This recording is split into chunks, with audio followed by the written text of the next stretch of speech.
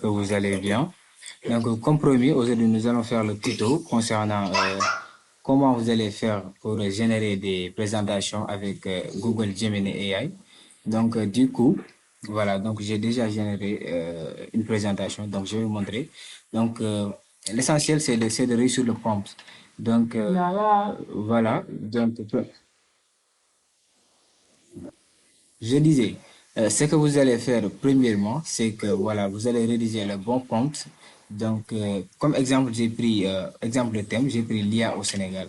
Donc, voilà, vous pouvez lire le prompt. Je lui ai dit que voilà, je dois faire une présentation sur le thème. Donc, vous donnez votre thème. Voilà, l'IA au Sénégal. Donc, je veux que tu me donnes d'abord l'ensemble des slides et après, on passe à la génération. Donc, je lui ai clairement dit de ne pas générer la présentation pour le moment parce que voilà, je dois voir ce qu'il a écrit pour faire des modifications si nécessaire. Donc voilà, c'est ça qu'il m'a donné, le nombre de slides. Donc on a 7 slides. Voilà, donc vous pouvez lui dire d'en rajouter, voilà, de détailler, d'aller plus en profondeur si vous désirez.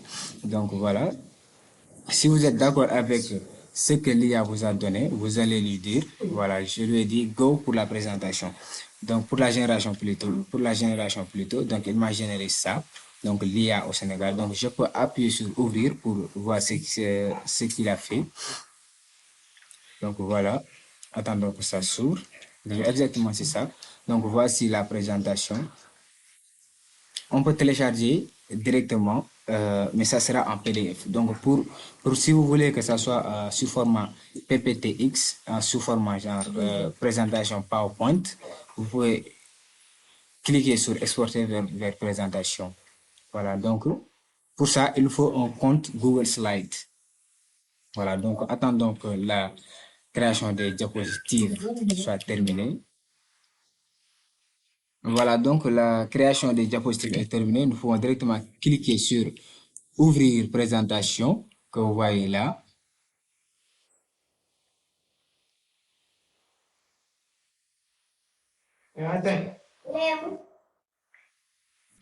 Voilà, donc ici, la présentation est ouverte. Donc, l'avantage avec Google Slides, c'est que vous pouvez directement modifier ce qui ne vous plaît pas. Voilà, directement ici, et vous pourrez voilà, consulter tout directement. Donc, après, si vous voulez télécharger, si vous voulez télécharger le document, vous n'avez qu'à venir sur fichier que vous voyez là, fichier. Après fichier, vous avez télécharger. Donc, vous avez tous les formats que vous voulez. Il y a PowerPoint, document ODP, texte PDF avec texte brut, image JPEG, tout ce que vous voulez. Donc, voilà. Vous n'avez qu'à cliquer sur le format que vous voulez.